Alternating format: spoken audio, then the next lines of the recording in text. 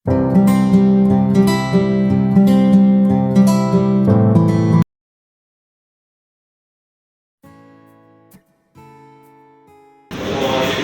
jumpa teman-teman misioner.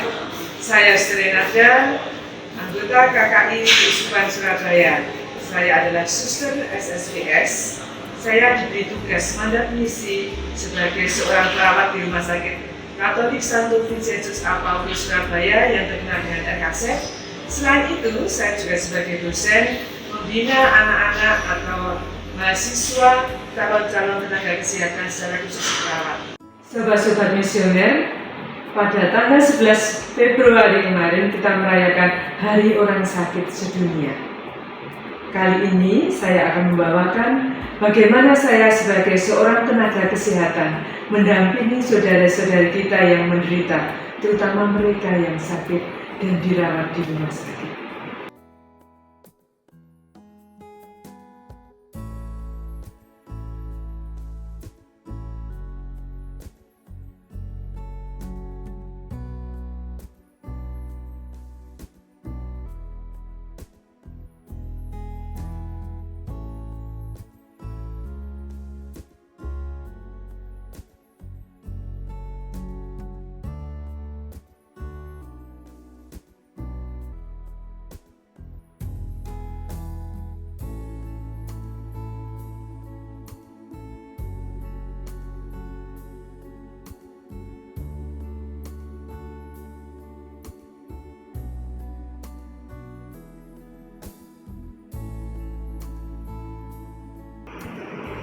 Berbagi tentang pengalaman dan refleksi saya sebagai tenaga kesehatan.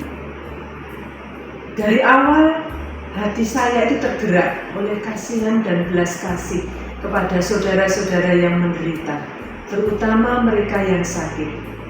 Bermula dari awal sejarah hidup saya. Pada waktu itu saya hidup di desa.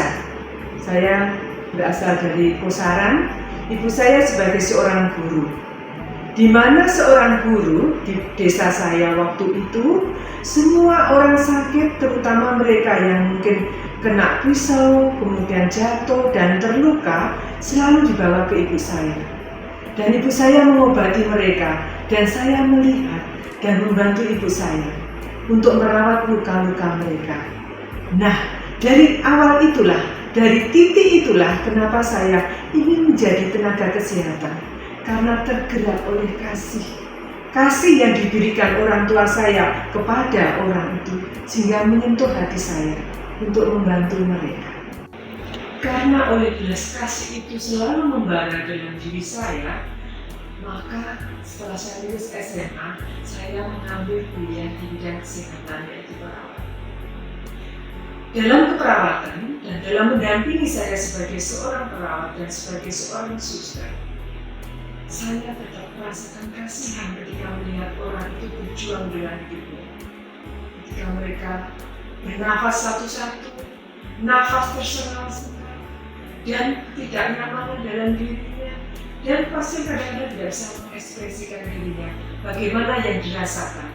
Karena mereka kesakitan yang luar biasa karena sebuah penyakit misalnya kanker. Dari situlah saya mencoba untuk mendampingi mereka. Dalam penderitaan, mereka saya ajak untuk melihat penderitaan Kristus dan melihat berkat di segala peristiwa yang tidak mengenakan. Tuhan yang saya imani, saya percaya bahwa Tuhan memberikan berkat lewat segala peristiwa yang kita alami, baik dalam suka maupun duka, dalam keadaan sehat maupun sakit. Allah menyalurkan berkat. Namun karena kadang-kadang kita ini sebagai orang yang lemah dan menderita dan berdosa, kadang kita maunya itu cepat menghilangkan atau cepat hilang atau keluar dari segala penderitaan. Tetapi di saat itulah Tuhan mengingatkan kita untuk sabar, melihat berkat di balik penderitaan. Karena Tuhan akan menggunakan banyak orang untuk menolong kita sebagai penyalur keselamatan. Sehingga saat itu kita akan merasakan berkat di balik semua penderitaan dan sakit.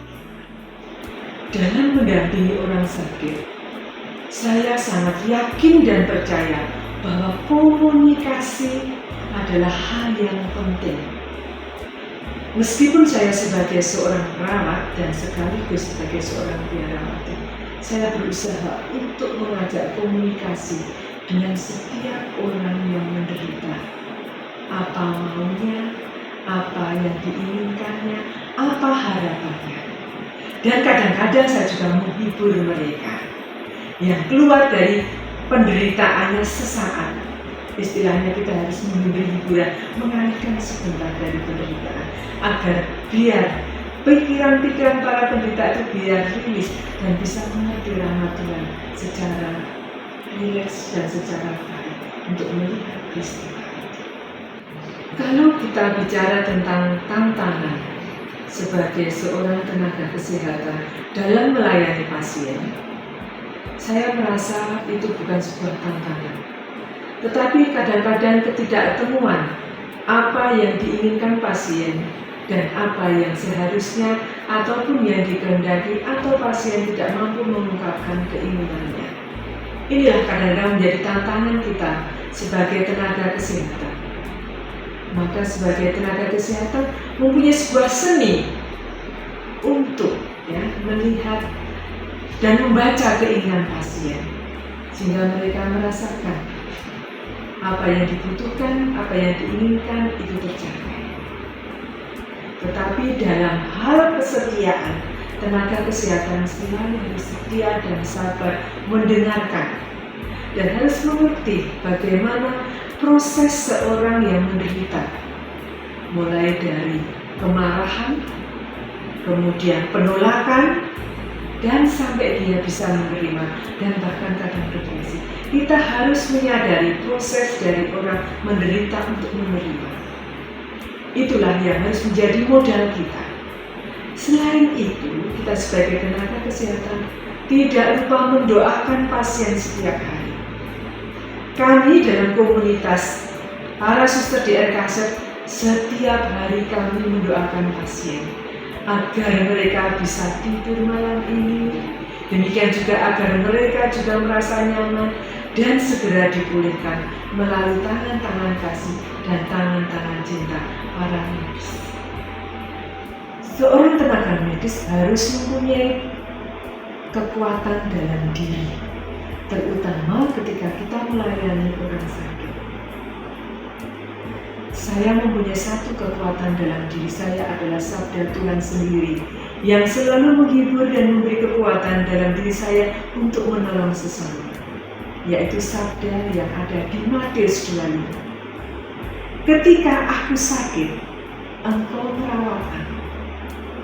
Nah, bagaimana saya mengimani bahwa yang sakit dan yang dilayani adalah Tuhan sendiri? Dalam diri setiap manusia dan maupun pasien, disitulah Allah hadir. Allah hadir dalam hati setiap manusia. Bagaimana saya sebagai seorang tenaga kesehatan pun juga menghormati Allah yang hadir. Sehingga bukan lagi manusia yang saya rawat, tetapi Allah yang hadir dalam diri setiap pasien. Sehingga dalam merawat pasien, kita tidak lupa menyentuh segi psikologinya, segi spiritualitasnya, dan juga segi fisiknya, dan juga mungkin juga kebudayaan. Nah, teman-teman, sobat-sobat misioner, jika Anda menjadi seorang misioner, marilah kita mempunyai hati untuk membantu Tuhan atau menjadi pelaku pada Matius 25. Ketika aku sakit, engkau merawat aku. Ketika aku terpenjara, engkau melawati aku. Ketika aku menjadi orang asing, engkau memberi aku Tuhan. Marilah kita sebagai tenaga kesehatan merawat dengan sukacita kepada mereka yang sakit, menderita, dan yang terkejut, sebab disitulah Tuhan hadir dan memberi rahmat dan berkat untuk kita sendiri dan juga untuk pasien yang kita rawat. Semoga pelayanan kita, misi kita kepada orang sakit menjadikan suatu kemuliaan bagi Allah, sebab Allah dimuliakan dalam diri setiap manusia. Terima kasih untuk kesempatan yang diberikan kepada saya. Sampai jumpa di episode berikutnya. Salam misioner.